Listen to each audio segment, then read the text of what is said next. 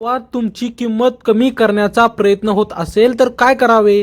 Number 1, लगेच प्रतिक्रिया देऊ नका. आधी नेमके काय चालले आहे ते समजून घ्या. गावात एखादी व्यक्ती तुमची किंमत कमी करण्याचा प्रयत्न करत असेल, तुमच्याबद्दल चुकीच्या गोष्टी सांगत असेल, तुमच्या कामाची खिल्ली उडवत असेल किंवा लोकांसमोर तुम्हाला कमी दाखवत असेल, तर सर्वात पहिली आणि महत्त्वाची गोष्ट म्हणजे रागाच्या भरात लगेच प्रतिक्रिया देऊ नका. कारण समोरची व्यक्ती कदाचित मुद्दाम तुम्हाला चिडवण्याचा प्रयत्न करत असेल, जेणेकरून तुम्ही काही चुकीचे बोलाल किंवा चुकीचे पाऊल उचलाल. तुम्ही लगेच भांडायला गेलात तर लोकांना खरी परिस्थिती समजण्याऐवजी फक्त तुमचा वाद दिसेल. त्यामुळे आधी शांत राहा आणि नेमके काय बोलले गेले, कोणासमोर बोलले गेले आणि त्यामागचा खरा विषय काय आहे हे समजून घ्या. कोणीतरी तुमच्याबद्दल काही सांगितले म्हणून लगेच त्यावर विश्वास ठेवू नका. शक्य असल्यास प्रत्यक्ष परिस्थिती तपासा, कारण प्रत्येक ऐकलेली गोष्ट सत्य असेलच असे नाही. काही वेळा लोक गैरसमजामुळे बोलतात, काही वेळा स्पर्धेमुळे आणि काही वेळा मुद्दाम तुमची प्रतिमा खराब करण्यासाठी. त्यामुळे तुमची प्रतिक्रिया राग नसून निरीक्षण असली पाहिजे. तुम्ही जितके शांत राहाल तितके तुम्हाला योग्य निर्णय घेता येईल. लक्षात ठेवा, तुमची किंमत दुसऱ्याने केलेल्या एका टीकेने कमी होत नाही, पण त्या टीकेला तुम्ही कशी प्रतिक्रिया देता त्यावर लोकांची तुमच्याबद्दलची प्रतिमा नक्कीच प्रभावित होऊ शकते. नंबर 2, स्वतःची किंमत सिद्ध करण्यासाठी प्रत्येकाशी स्पर्धा करू नका.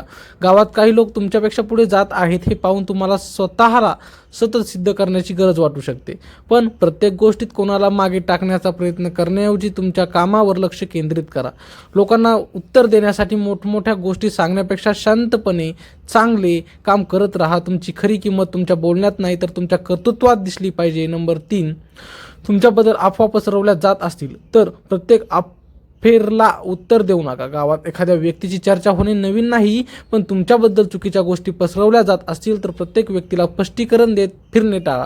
कारण तुम्ही प्रत्येक अफवेला उत्तर देत राहिला तर तीच गोष्ट आणखी मोठी होऊ शकते. जिथे गरज आहे तिथे शांतपणे सत्य स्पष्ट करा आणि बाकी वेळ तुमच्या कामाला द्या. काही गोष्टींचे उत्तर शब्दांनी नाही तर वेळ आणि कर्तृत्वाने दिले जातात. नंबर 4, तुमच्या कामाची गुणवत्ता अशी ठेवा की टीका करणाऱ्यांना उत्तर द्यावे लागू नये.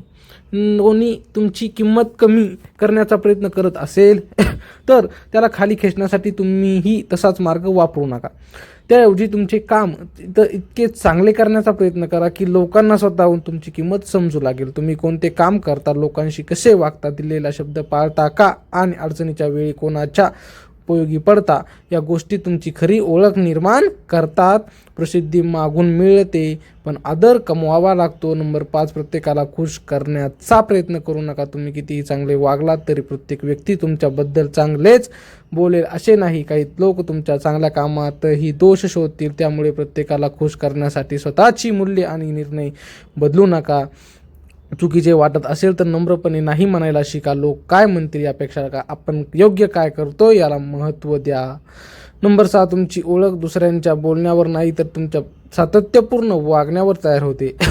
गावात तुमची खरी किंमत एका दिवसात निर्माण होत नाही, ती वर्षानुवर्ष तुमच्या वागण्यातून, कामातून आणि लोकांच्या असलेल्या व्यवहारातून तयार होते. आज कोणी तुमच्याबद्दल चुकीचे बोलले तरी तुम्ही प्रामाणिक राहिलात, लोकांच्या उपयोगी पडलात, कोणाची विनाकारण बदनामी केली नाही आणि तुमच्या शब्दाला किंमत दिली तर हळूहळू लोकांना सत्य समजू लागते. तुम्हाला प्रत्येकाच्या तोंडाला उत्तर देण्याची गरज नाही.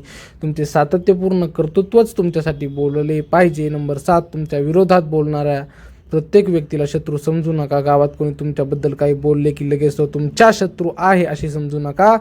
काही वेळा लोक गैरसमजामुळे बोलतात, काही वेळा त्यांना पूर्ण माहिती नसते आणि काही वेळा एखाद्याने सांगितलेली गोष्ट ते पुढे सांगत असतात. त्यामुळे कोण तुमच्या विरुद्ध आहे आणि कोण फक्त गैरसमजामुळे बोलत आहे यामध्ये फरक ओळखा.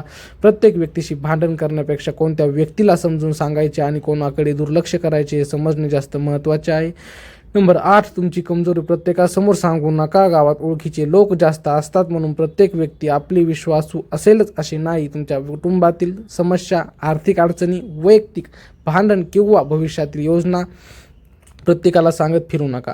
तुम्ही विश्वासाने सांगितलेली गोष्ट उद्या तुमच्या विरुद्ध वापरली जाऊ शकते. मन मोकळे करण्यासाठी योग्य व्यक्ती निवडा. प्रत्येक ओळखीची व्यक्ती आपली नसते. नंबर 9, तुमच्या यशाचे श्रेय स्वतः घेण्याऐवजी टीम आणि सहकाऱ्यांचा आदर करा. तुम्ही एखादे काम यशस्वी केले आणि त्यात इतरांची मदत झाली असेल तर त्याचे योगदान मान्य करा. त्यामुळे तुमच्याबद्दल अहंकारी व्यक्तीची प्रतिमा तयार होत नाही. उलट लोकांना वाटते की हा स्वतः पुढे जातो आणि इतरांनी सोबत घेऊन जातो.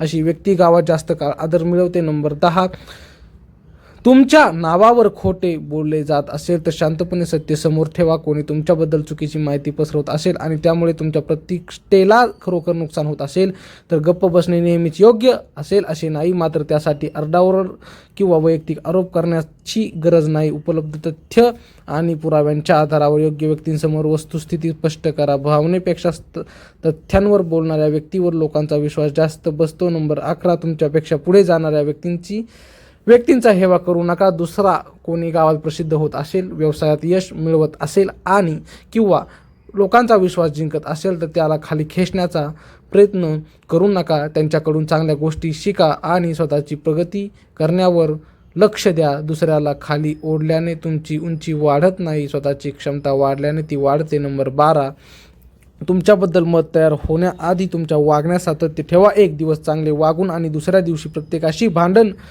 भांडून मजबूत प्रतिमा तयार होत नाही. लोक तुमच्याकडे दीर्घकाळ पाहतात. तुम्ही दिलेला शब्द पाळतात का? अडचणीत मदत करतात का?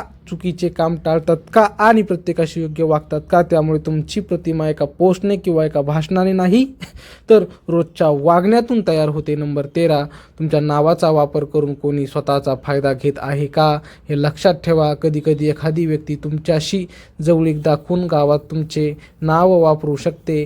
आमचं त्यांच्याशी बोलणं आहे, ते आमच्या बाजूने आहेत अशा प्रकारे तुमच्या नावाचा वापर केला जात असेल तर सावध राहा. तुमच्या परवानगीशिवाय कोणी तुमचे नाव किंवा तुमची भूमिका वापरत असेल तर योग्य वेळी स्पष्टता द्या.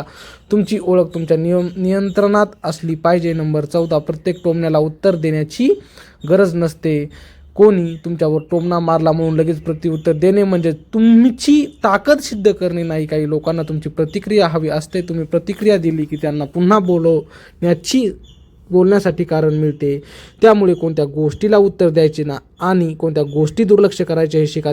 प्रत्येक युद्ध जिंकायचे नसते, काही युद्ध टाळणे ही सुद्धा शहाणपणाची गोष्ट आहे. नंबर 15, शेवटी तुमची ओळख अशी बनवा की तुम्हाला कोणी कमी करू शकणार नाही. तुमची खरी ताकद तुमच्याबद्दल लोक काय बोलतात यात नसून तुम्ही प्रत्यक्षात काय आहात यात आहे. प्रामाणिकपणा, कर्तृत्व, संयम, चांगले संबंध आणि सातत्याने केलेले काम या गोष्टींमुळे तुमची अशी प्रतिमा तयार करा की एखाद्या व्यक्तीने तुमच्याबद्दल चुकीचे सांगितले तरी लोक लगेच त्यावर विश्वास ठेवणार नाहीत.